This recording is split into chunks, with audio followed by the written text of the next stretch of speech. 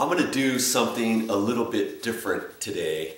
I'm in the warmest place in the house, in my mother's garage. Hey, I'm freezing cold here on the mainland, and usually I'm in Hawaii, and it's not like this in the winter. But I finally found a little bit of a place where I can get some warmth. And I wanted to do something slightly different today. I'm going to read to you out of one of my favorite inspirational books. This is called Think and Grow Rich by Napoleon Hill. Okay? I'm not doing any copywriting infringement or anything. I think if Napoleon Hill was still alive, he would want me to read out of his book to you. And you can get this book online for free, by the way. Okay, so I'm not doing anything wrong about reading his book. So I want to share with you a story, and I want you to see if you can figure out what this enchanted kettle is about. Okay, I'm going to read. It's called The Enchanted Kettle. 50 years ago, an old country doctor drove to town, hitched his horse, quietly slipped into a drugstore by the back door, and began dickering with the young drug clerk. For more than an hour, behind the prescription counter, the old doctor and the clerk talked in low tones. Then the doctor left. He went out to the buggy and brought back a large, old-fashioned kettle, a big wooden paddle used for stirring the contents of the kettle, and deposited them back in the back of the store. The clerk inspected the kettle, reached into his inside pocket, took out a roll of bills, and handed it over to the doctor. The roll contained exactly $500, the clerk's entire savings. The doctor handed over a small slip of paper on which was written a secret formula. The words on that small slip of paper were worth a king's ransom, but not to the doctor. Those magic words were needed to start the kettle to boiling, but neither the doctor nor the young clerk knew what fabulous fortunes were destined to flow from that kettle. You got any ideas what they're talking about yet? The old doctor was glad to settle the outfit for $500. The clerk was taking a big chance by staking his entire life savings on a mere scrap of paper and an old kettle. He never dreamed his investment would start a kettle to overflowing with gold that would one day surpass the miraculous performance of Aladdin's lamp. What the clerk really purchased was an idea. The old kettle and the wooden paddle and the secret message on a slip of paper were incidental. The strange performance of that kettle began to take place after the new owner mixed with the secret instructions an ingredient of which the doctor never knew about. See if you can discover what it was that the young man added to the secret message, which caused the kettle to overflow with gold. Here you have a story of facts, stranger than fiction, facts which began in the form of an idea. Remember that. Remember. Let us take a look at the vast fortunes of gold this idea has produced. It has paid, it still pays, huge fortunes to men and women all over the world who distribute the contents of the kettle to millions of people.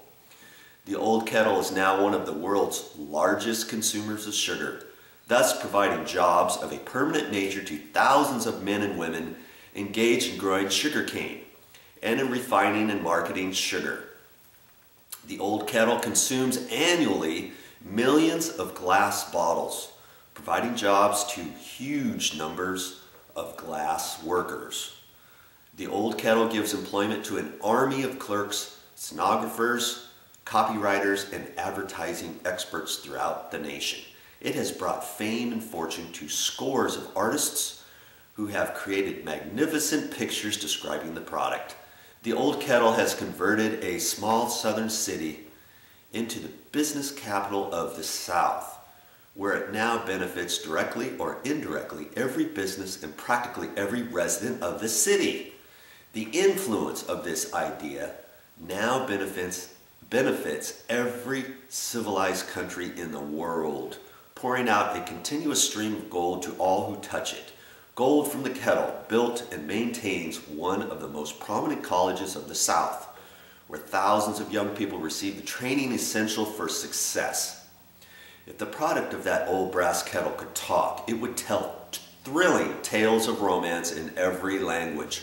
Romances of love, romances of business, romances of professional men and women who are daily being stimulated by it. The author is sure of at least one such romance, for he was part of it, and it all began not far from the very spot in which the drug clerk purchased the old kettle. It was here that the author met his wife, and it was she who first told him of the Enchanted Kettle. It was a product of that kettle that they were drinking when he asked her to accept him for better or worse.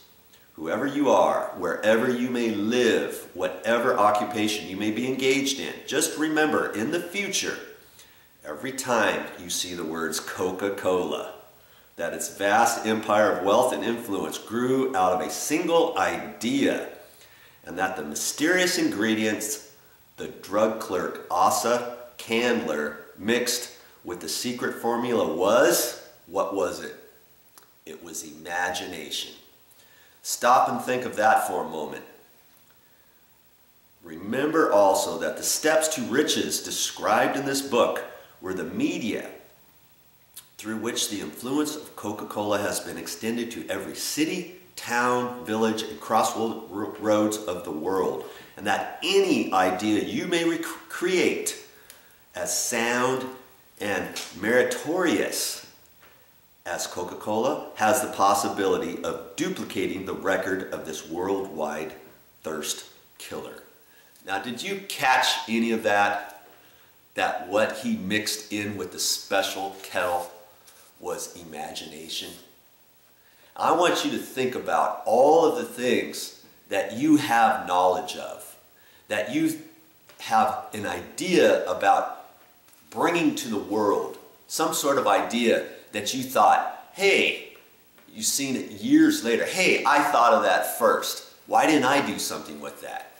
You know, you've got things in your brain right now that can make a fortune if you just go out and do something about it. Okay?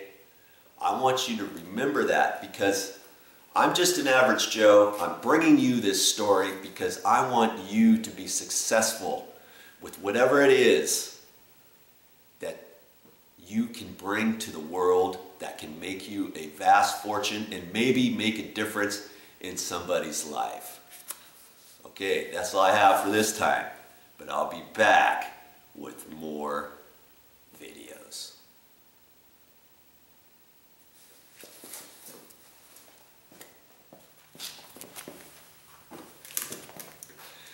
Now, why did I read you that story out of this book? Because I want you to get this book, Think and Grow Rich, okay?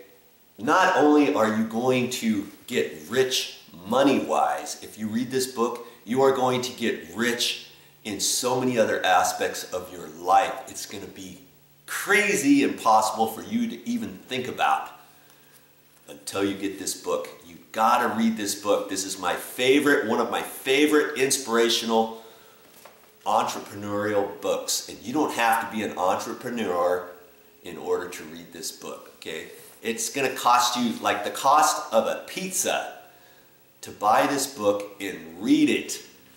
Now, see, this book looks pretty new. That's because my old book that I had, the cover's off of it and the first couple pages are off of it, the back page is off of it, because I read it so much. The purpose of this book is to make you a better person, okay? And the best way to read this book is you read it through the first time.